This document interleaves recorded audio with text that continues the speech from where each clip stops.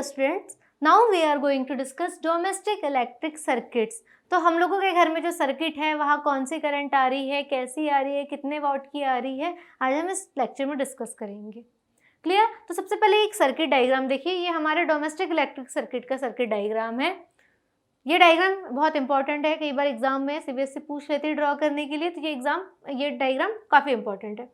तो हम देख सकते हैं इसमें कि 3 वायर्स दिख रही है आपको, एक मिल रही है ग्रीन कलर की, दूसरी है रेड कलर की एंड थर्ड है ब्लैक कलर की। जो ग्रीन कलर वाली वायर है ये होती है अर्थ वायर, सेकंड है live wire and third is neutral wire. तो इन सारे वायर्स का फंक्शन हम डिटेल में भी पढ़ेंगे, बाकी पहले हम सर्किट डायग्राम देखते हैं कि इसमें है क्या क्या, कौन कौन से कंपोनेंट्स यूज है। तो जब तीनों वायर्स रहती है तो ये सबसे पहले यहाँ पे एक फ्यूज कनेक्ट होता है। तो जो इलेक्ट्रिसिटी आती है वो फ्यूज में आती है कि कितने एम्पेयर की करंट है, जाना चाहिए नहीं जाना चाहिए, अंदर हमारे सिस्टम्स के लिए सही है नहीं है। अगर काफ़ी हाई अमाउंट की करंट रहेगी तो वो फ्यूज में क्या हो जाएगा, वायर मेल्ट हो जाएगा। फ्यूज वायर मेल्ट होगा, सर्किट डिस्कनेक्ट हो जाएगा और वो करंट अंदर नहीं पहुंचेगी। करंट अंदर नहीं पहुंचेगी दैट मीन्स कंपोनेंट हमारा डैमेज होने से बच जाएगा। तो फ्यूज लगते ही है इलेक्ट्रिसिटी बोर्ड में, फ्यूज सबसे पहले काम रहते हैं। अगर तुम्हें एंट्री करनी है तो फ्यूज आपकी आर्मी है उस सर्किट की, कि उसे अंदर आना है नहीं आना है उस करंट को, तो फ्यूज डिसाइड करेगा। क्लियर? उसके बाद होता है आपका इलेक्ट्रिसिटी मीटर, अंदर फिर डिस्ट्रीब्यूशन बॉक्स होता है जहाँ डिफरेंट स्विचेस होती है। तो हमने देखा है कि हमारी कनेक्टिविटी जो होती है वहाँ स्विच बोर्ड होता है, डिफरेंट स्विचेस होती है, हम डिफरेंट स्विचेस में डिफरेंट कंपोनेंट यूज़ कर पाते हैं। तो ये रहे आपके डिफरेंट कंपोनेंट के लिए। ठीक है, तो हम इसको डिटेल में डिस्कस करते हैं इस लेक्चर में।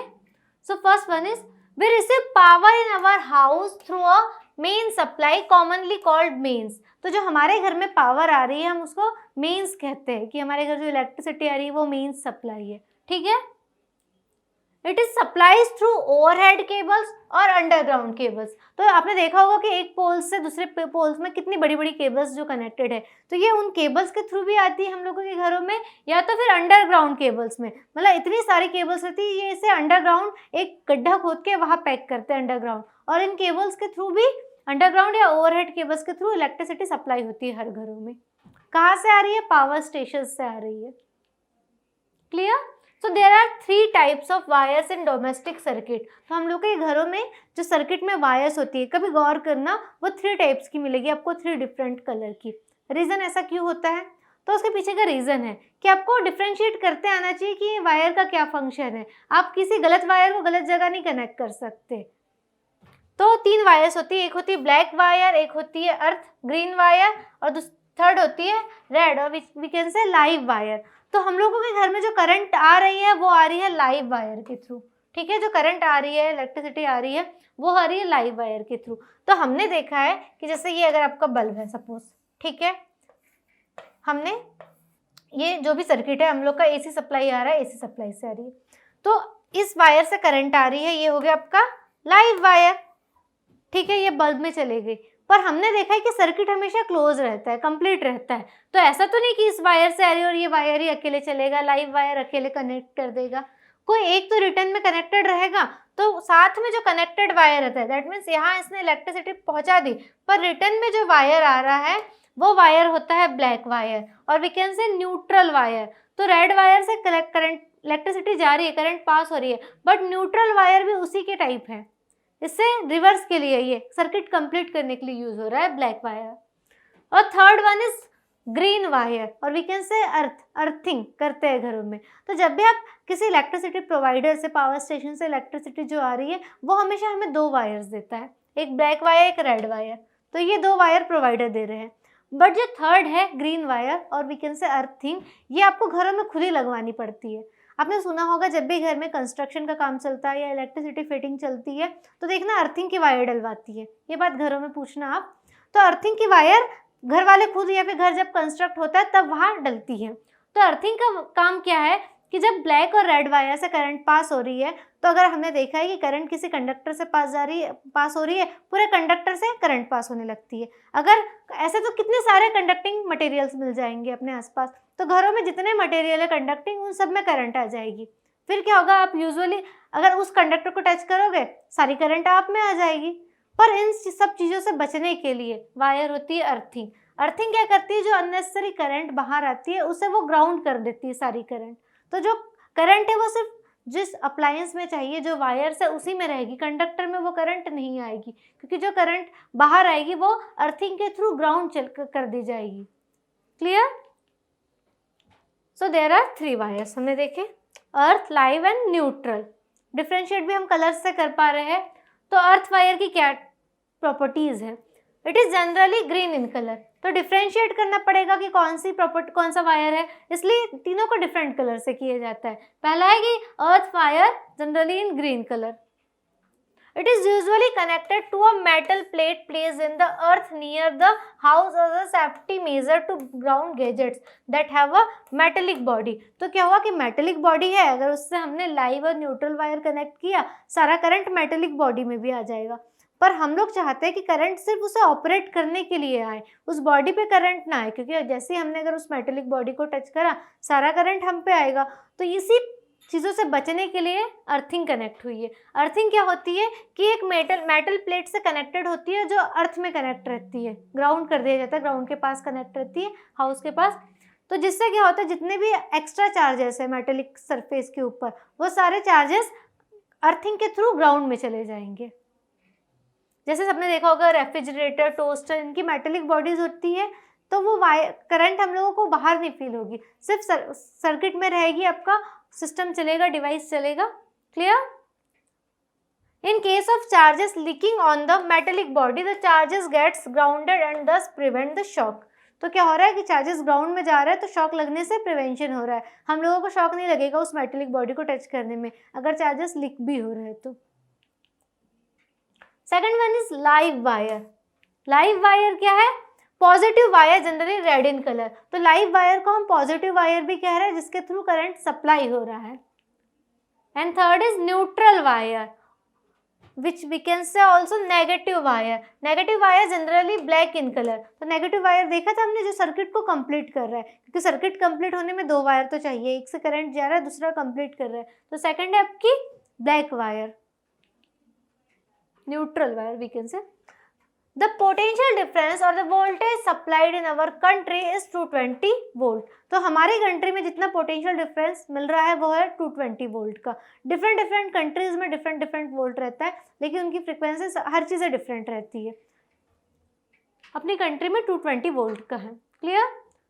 Next is electric fuse. Electric fuse के बारे में हमने thermal effect of electric current के बारे में पढ़ा था।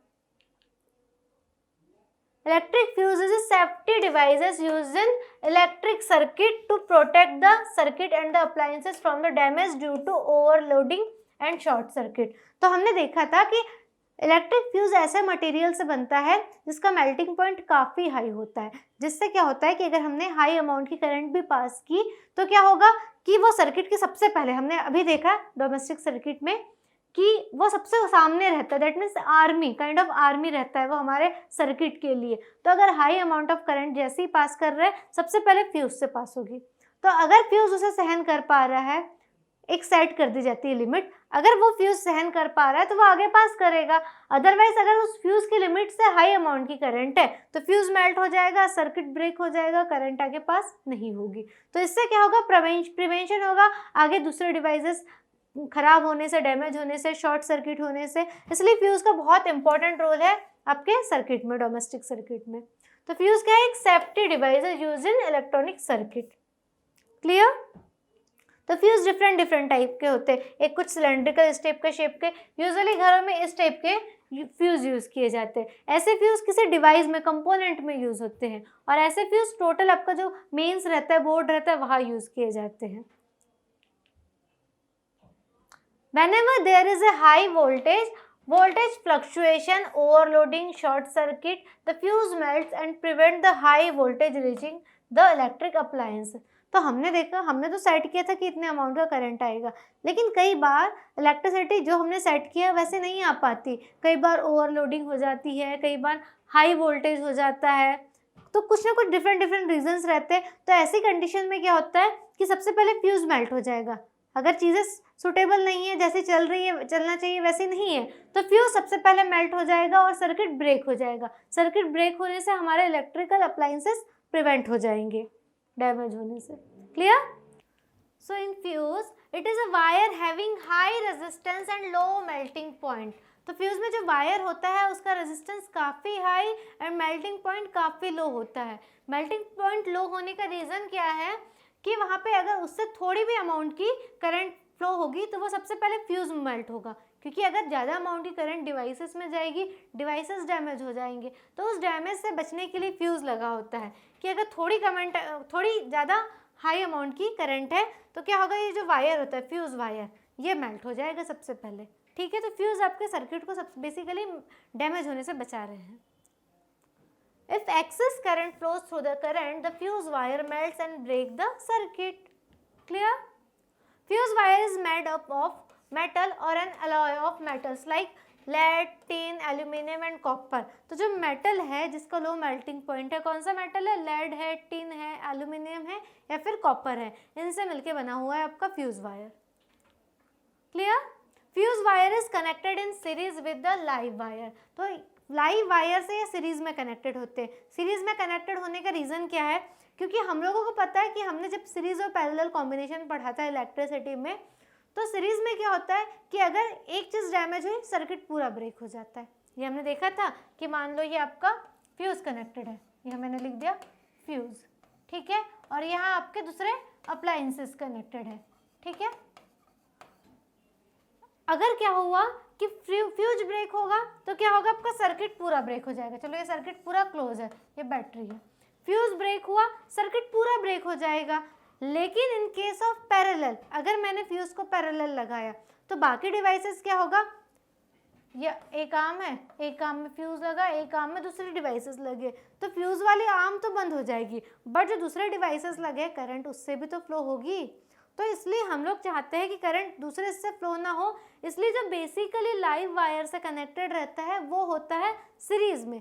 हाँ, बाकी आपस में जो डोमेस्टिक अप्लायंसेस है अंदर में कनेक्टेड वो पैरेलल हो सकते हैं, बट जो पूरा सर्किट होता है वो बाहर सीरीज में रहेगा फ्यूज के साथ। अंदर में सारे डिवाइसेस अलग अलग, कोई पैरेलली कनेक्टेड है, कोई सीरीज में कनेक्टेड होता है। ठीक है, now the next term is overloading. Overloading से क्या समझ रहे हैं हम? तो overloading is caused due to increase in voltage. कई बार वोल्टेज काफ़ी तेज हो जाता है, वोल्टेज फ्लक्चुएशन चलते रहते हैं, इस कारण वोल्टेज तेज हो जाता है। और if the live wire and neutral wire comes in the contact, तो कई बार क्या होता है कि वोल्टेज फ्लक्चुएशन के अलावा भी रीज़न है कि जो लाइव वायर और न्यूट्रल वायर है वो क्या हो जाते हैं, कॉन्टैक्ट में आ जाते हैं। अब सोचो एक पॉजिटिव एक नेगेटिव दोनों कॉन्टैक्ट में आ जाएंगे तो क्या हो जाएगा, शॉर्ट सर्किट तो होगा ऑब्वियसली। मतलब वहाँ पे जो वोल्टेज है, जो करंट है वो काफ़ी हाई अमाउंट में पहुँच जाएगा।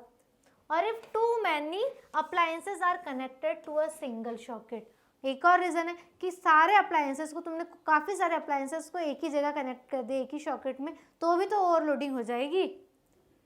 जितनी उसकी कैपेसिटी नहीं है उससे ज़्यादा तुमने अप्लायंसेस उतने ज़्यादा यूज़ कर लिए, तो वो भी ओवरलोडिंग हो जाती है। It result in over heating of the wires, और जितना यूज़ होगा, जितने कनेक्टेड रहेंगे वहाँ हो जाएगी ओवर हीटिंग। ओवर हीटिंग का रिजल्ट क्या हो जाता है, आग भी लग जाती है। हम लोगों ने देखा होगा कि कई बार वायर्स इतने गर्म हो जाते हैं, आग लग जाती है, तो ये सब रीज़न ओवरलोडिंग का है। कई बार देखना कोई इलेक्ट्रॉनिक डिवाइसेस भी काफ़ी देर से इलेक्ट्रिसिटी में लगे रहते हैं तो वो हीट करने लगते हैं, तो ये सब ओवरलोडिंग के कारण, ओवर हीटिंग के कारण होता है। And can cause damage to the circuit and the appliances. तो जो ओवर हीटिंग हो रही है डैमेज कर सकते हैं, क्योंकि सोचो सर्किट ही जल गया, वायर जल गया, तो कोई भी अपने डिवाइसेस डैमेज हो सकते हैं। तो ओवरलोडिंग जाना हमने, इसलिए कहा जाता है कि एक साथ बहुत सारे अप्लायंसेस सॉकेट में कनेक्ट नहीं किया जाता है, थोड़ा कम कम, क्योंकि ओवरलोडिंग से डिवाइसेस डैमेज होने का डर रहता है। Next term is short circuit. Short circuit क्या होता है, नाम से ही समझ में आ रहा है, सर्किट शॉर्ट हो जाना, छोटा हो जाना। तो यही चीज़ें होती है यहाँ पे, क्योंकि हमने देखा कि आपका जो सप्लाई आ रहा है, जो भी सप्लाई आ रहा है एसी, यहाँ से एक लाइव वायर आ रहा है, एक न्यूट्रल वायर आ रहा है, और यहाँ ये आके किसी भी, सपोज एक हमने बल्ब लगा दिया, ठीक है, ये बल्ब से कनेक्टेड है दोनों वायर्स, ये सर्किट है नॉर्मल आपका। अब क्या होगा कि ये जो लाइव वायर है और ये आपकी न्यूट्रल वायर है, सपोज दोनों वायर सर्किट कंप्लीट करने के पहले ही कहीं जाके कनेक्ट हो जाए, ठीक है, ऐसा कनेक्ट होके वापस में मिल जाए, तो इस कंडीशन में क्या होगा वायर आ रही है, यहाँ से करंट आ रहा है, ये करंट इधर जाएगा। अब क्या हो रहा है, ये करंट आगे ना जाते हुए उसे सबसे इजी पाथ तो ये वाला मिल गया, वो सेकंड वाले पाथ में आ जाएगा आगे ना जाते हुए। तो जब सर्किट दोनों वायर्स मिल जाते हैं, लाइव और न्यूट्रल वायर, तो उस कंडीशन में पूरा करंट यहाँ पे एक्सेस करंट हो जाता है, और जब एक्सेस अमाउंट ऑफ करंट हो जाएगा तो वो वहाँ पे शॉर्ट हो जाएगा सर्किट। छोटा सर्किट यहीं पे कंप्लीट हो गया, सर्किट ब्रेक हो जाएगा, डैमेज हो जाएगा, आग भी लग सकती है। तो ये होता है short circuit. Short circuit is caused when the live wire and the neutral wire comes in the contact and the current suddenly increases in the circuit। क्योंकि सोचो वहीं पे मतलब आगे उसे ट्रैवल ही नहीं करना है करंट को, वो अपना सबसे शॉर्टेस्ट पाथ देखेगी ट्रैवल करने, जहाँ पे live wire neutral wires connect हुए उनने वहाँ पे, जहाँ live wire and neutral wire connect हो गए वो वहीं पे अपना सर्किट चेंज कर लेगी, उसे आगे जाने की टेंशन ही नहीं है। तो सोचो वो अपने चार्जेस वही शेयर कर लेंगे, इलेक्ट्रॉन्स वही शेयर कर लेंगे, तो क्या होगा, एक्सेस अमाउंट ऑफ करंट हो जाएगी। It causes spark, fire and damage to the circuit and appliances. तो इससे क्या होगा, या तो फायर हो जाएगा, स्पार्क होने लगेगी, या तो फिर सर्किट ही डैमेज हो जाएगा, आपके अप्लायंसेस डैमेज हो जाएंगे। तो शॉर्ट सर्किट से बचने के लिए वायर्स में टेपिंग की जाती है, वायर्स को कोट किया जाता है, एक वायर दूसरे से डायरेक्ट नहीं कनेक्ट कर सकते। हमेशा देखना जो वायर्स रहते हैं उसके ऊपर एक कोट रहता है, जो green colour, black colour, red colour जो हम डिस्टिंग्विश कर रहे हैं वो डिफरेंट नॉन कंडक्टिंग मटेरियल की कोटिंग ही रहती है ना, तो वो होता है उसे डैमेज से बचाने के लिए, शॉर्ट सर्किटिंग से बचाने के लिए। Now the next is generally 2 types of electronic circuits are used at homes. तो हमारे घर में 2 टाइप के इलेक्ट्रॉनिक सर्किट्स यूज किए जाते हैं। First one is 15 ampere appliances which have higher power ratings. तो कई अप्लायंसेस हैं जिनकी हायर पावर रेटिंग्स होती है, कई लो पावर रेटिंग में भी चल जाते हैं। हायर पावर में देखेंगे जैसे गीजर्स होते हैं, रेफ्रिजरेटर, एसी, टीवी, ये सब अप्लायंसेस जिनकी हायर पावर रेटिंग होती है। अब इनको हम हायर और लोअर पावर रेटिंग वालों को साथ में तो यूज़ नहीं कर पा रहे हैं क्योंकि दोनों के कुछ फीचर्स डिफरेंट है। तो एक होता है 15 एम्पियर। हम लोग के घर में 2 टाइप के इलेक्ट्रिक सर्किट होते हैं, एक होता है 15 एम्पियर, इसको हम पावर प्लग भी कहा जाता है, जिसमें पावर प्लग में हम लोग जो कनेक्ट करते हैं, तो ये 15 एम्पियर के होते हैं। Now the next one is 5 ampere appliances which have lower power ratings like TV, bulb, fans. तो जिन अप्लायंस की लोअर पावर रेटिंग होती है, 2 टाइप के होते हैं, एक होता है हायर पावर रेटिंग और एक होती है लोअर पावर रेटिंग। तो जो हमने देखा रेफ्रिजरेटर, गीजर्स, इनको हायर पावर चाहिए रहती है, तो वो कनेक्ट होते हैं 15 एम्पियर में। और जो लोअर पावर वाले हैं, जैसे लाइक आपका चार्जर हुआ फ़ोन का, टीवी, बल्ब्स, तो इनको लोअर पावर रेटिंग चाहिए रहती है, तो ये होते हैं 5 एम्पियर से। तो आपने देखा होगा कि हायर पावर के लिए घर में पावर प्लग्स लगे रहते हैं। Now the next is question. A question based on this topic. So the question is, an electric oven of 2 kilowatt power rating is operated in a domestic electric circuit. That means 220 volt. क्योंकि हमको पता है कि domestic electric circuit क्या होता है, 220 volt वाला. That has a current rating of 5 ampere. What result do you expect? Explain. तो आपके पास एक domestic circuit है जिसमें इलेक्ट्रिक ओवन है 2 किलोवाट पावर का, तो आपके पास पावर कितनी गिवन है, 2 किलोवाट, और we can also write 2000 watt. Clear? Now it is operated in a domestic electric circuit of 220 watt. तो हम लोगों को पता है हमारे यहाँ जो पोटेंशियल आता है वो कितना आता है, 220 वोल्ट का। Clear? It has a current rating of 5 ampere. तो इसकी करंट रेटिंग गिवन है अपने पास 5 एम्पियर की। What result do you expect? तो अब आप इन गिवन चीज़ों से क्या रिजल्ट एक्सपेक्ट करते हो? तो ठीक है, हम इसे सॉल्व करके देखते हैं कि सही है नहीं है। तो आप हम लोगों को पता है पावर क्या होता है, पावर का अगर फॉर्मूला देखें तो ये होता है करंट इनटू पोटेंशियल। क्लियर? अब आपके पास पावर गिवन है और आपके पास वोल्टेज गिवन है, पर करंट आपके पास रेटिंग गिवन है। आपको अभी ये नहीं पता कि ये इसी करंट में वर्क कर रहा है नहीं कर रहा है, तो हम लोग करंट फाइंड कर ले गिवन वैल्यू से। तो करंट क्या हो जाएगा, पावर डिवाइडेड बाय वोल्टेज। आपके पास पावर कितना गिवन है, 2000, एंड वोल्टेज कितना गिवन है, 220 वोल्ट। क्लियर? तो हम इसे सॉल्व करते हैं। इसे सॉल्व करने के बाद आपको जो अप्रोक्सीमेट वैल्यू मिलेगी वो मिलेगी 9 एम्पियर की। तो जो करंट है, अगर इस पावर का इस वोल्टेज पे अगर जो डिवाइस इलेक्ट्रिक ओवन चल रहा है तो वो करंट आपको मिलेगी 9 एम्पियर में। अगर आप इतनी एम्पियर की करंट दोगी तब वो इतने पावर पे वर्क करेगा। लेकिन हमारे पास क्वेश्चन में क्या गिवन है कि जो करंट रेटिंग गिवन है इसकी 5 एम्पियर, मतलब इसकी रेटिंग है कि ये 5 एम्पियर से ज़्यादा वर्क नहीं कर सकता और ये तो कर रहा है 9 एम्पियर पे वर्क। तो फिर क्या होगा, फिर ऐसी कंडीशन में ही होता है ओवर हीटिंग, ओवरलोडिंग और क्या कहते हैं हम, शॉर्ट सर्किट, क्योंकि 5 एम्पियर इसकी रेटिंग है, इससे ज़्यादा ये अच्छे से वर्क करेगा नहीं और उसको आप 9 एम्पियर में इतनी हाई अमाउंट की करंट दोगे तो क्या हो जाएगा, वो तो ओवरलोड हो जाएगा। तो इस कंडीशन में क्या होगा, आपका सर्किट ओवरलोड हो जाएगा और सर्किट डैमेज हो जाएगा, ओवन आपका डैमेज हो जाएगा, सर्किट बंद हो जाएगा, ये वर्क नहीं करेगा। क्लियर? Thank you.